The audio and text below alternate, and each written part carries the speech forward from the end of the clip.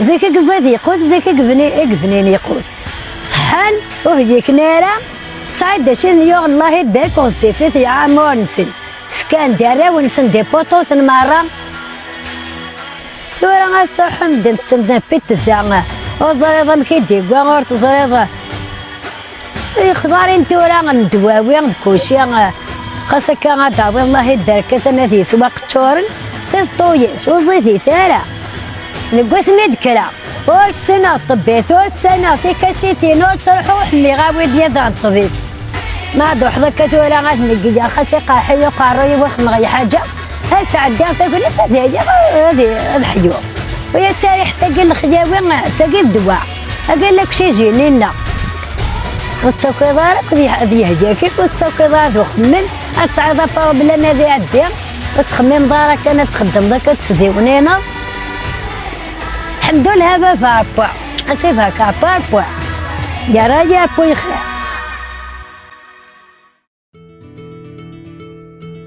Quand on l'écoute parler, je sais pas vous, mais on a l'impression que cette grand-mère, c'est des choses qu'on ne sait pas. La nourriture avait meilleur goût. Les hommes étaient en meilleure santé. Une vie sans docteur ni médicaments?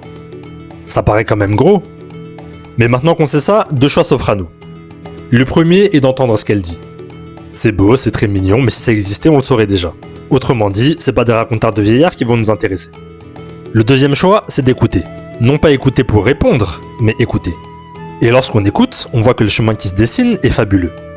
Car si on fait bien attention à tout ce qu'elle vient de dire, ce qu'on mange et ce qu'on boit, la façon dont on soigne et la façon dont on évite de tomber malade, même ce qui appartient au domaine de l'invisible, dont la santé mentale, tout ceci se regroupe sous un seul qualificatif, l'hygiène. Bah oui, c'est logique quand on y pense. L'hygiène de vie, l'hygiène corporelle, l'hygiène mentale, l'hygiène alimentaire. Donc à ce stade, on peut voir l'hygiène comme étant un petit guide permettant de préserver la vie et les vivants. Un guide auquel notre grand-mère du début a sûrement eu accès, mais comment? Car là maintenant, il nous faudra un concept permettant le transfert d'informations de génération en génération. Un concept que l'on pourrait appeler tradition. Mais une tradition à ne pas confondre avec la simple transmission d'us et coutumes de façon dogmatique. Ici, on parle d'une tradition qui serait la chaîne ininterrompue de toutes les innovations.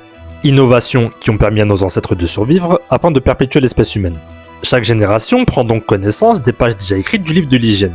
S'attelle ardemment à les préserver, et si possible, en écrit des nouvelles. Mais le guide et la transmission ne sont rien s'il n'y a pas la clé. Comment ça la clé? La clé, celle qui permet de lire le guide. Que certains l'appellent la nature, Dieu ou l'évolution. Toujours est-il qu'on en revient à la connaissance du règne minéral, végétal, animal et astral. Car c'est bien de tout cela dont découle l'hygiène. Et en faire fi, c'est s'exposer à de graves dangers. Donc revenons à l'origine de l'hygiène.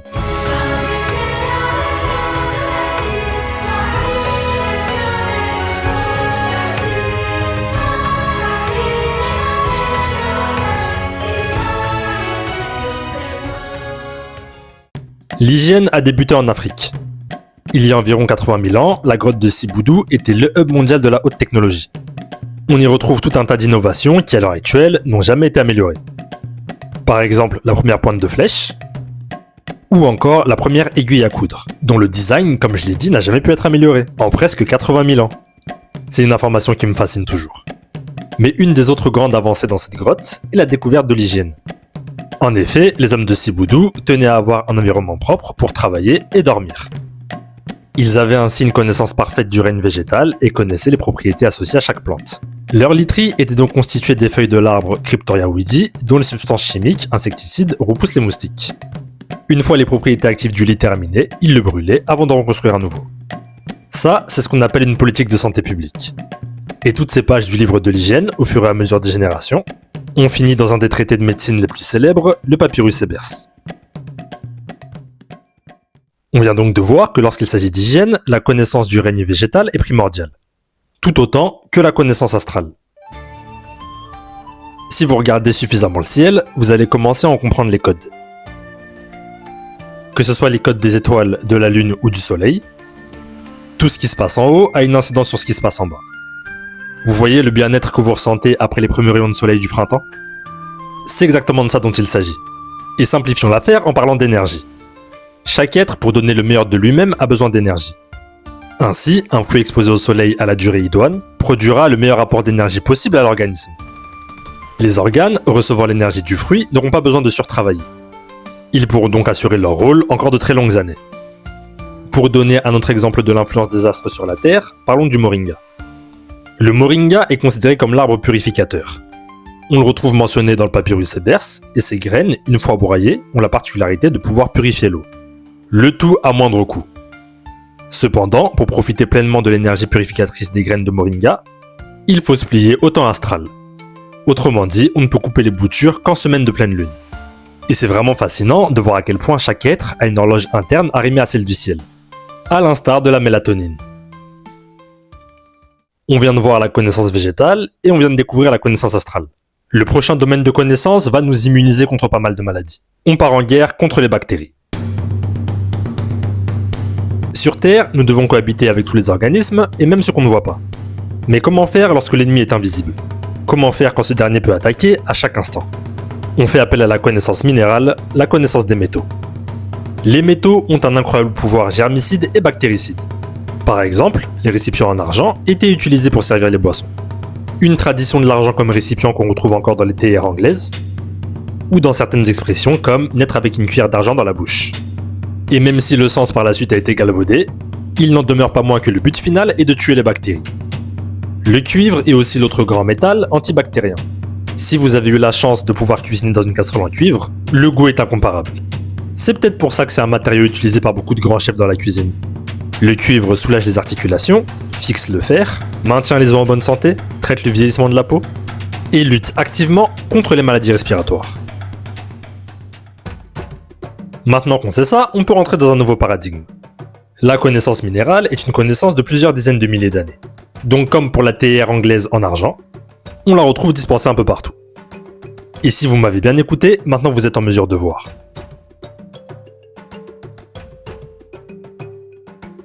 Ces bracelets et ces colliers qui à première vue semblent purement décoratifs, sont en réalité un haut niveau de conscience de l'hygiène. Les métaux dynamisent l'énergie du corps humain, tout en prévenant la prolifération de bactéries. Certains hôpitaux songent donc à changer leur robinetterie, leurs poignées et leurs rampes. Des propriétés des métaux qu'on redécouvre, mais qui n'ont jamais été perdues par ceux qui, eux, n'ont pas perdu la clé. On vient donc de voir que la santé dispensée par Dieu ou la nature respecte un équilibre tout aussi délicat qu'il est efficace pour celui qui a la clé. Mais que se passe-t-il quand on fait fi de cet équilibre? Que se passe-t-il quand on décrète que la rentabilité économique prévaut sur la santé, la faune et la flore? On commence à se prendre pour des apprentis sorciers en voulant produire toute l'année. On se retrouve alors avec des fruits, bien qu'ayant la forme de fruits, sont vidés de toute leur énergie. Les organes ne recevant plus l'énergie nécessaire doivent alors surtravailler. Apparaît alors diverses maladies et défaillances. Et ça, c'est quand en plus on n'est pas empoisonné par des pesticides tels le chlordécone. Le chlordécone, qui rappelons-le, est un pesticide hautement cancérigène. Un pesticide ayant contaminé plus de 90% de la population de la Guadeloupe et de la Martinique. Et si on continue dans les produits ayant bouleversé l'équilibre de la nature, il faut aussi parler des antibiotiques. Les antibiotiques, c'est pas automatique. Ah, bah ça c'est sûr. Surtout qu'à cause d'eux, depuis les 50 dernières années, on observe toute une série de nouvelles mutations sur les bactéries. Et au lieu de redevenir raisonnable, de reprendre le grand livre de l'hygiène et de s'en inspirer, on préfère dire qu'on va mettre de l'argent dans les antibiotiques. Décidément, tout pour le profit. Mais alors que faire? Dans un premier temps, toujours savoir ce qu'on mange.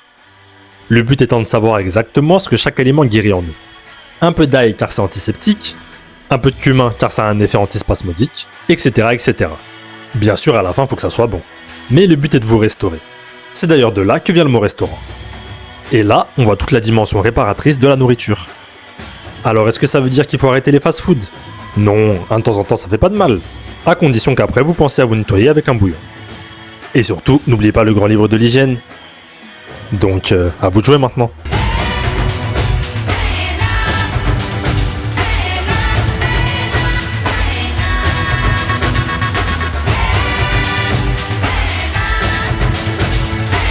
ويا تاريخ تقول الخداوي تقول الدواء أقول لك شي جيني لا والتوكي ضارب هذه هديك والتوكي ضارب وخمن أتصعد أطلب لنا ذي عدي تخمم دارك أنا تخدم ذاك تسدي ونينا الحمد لله هذا فارفع أسيبها كافارفع يا راجل كل خير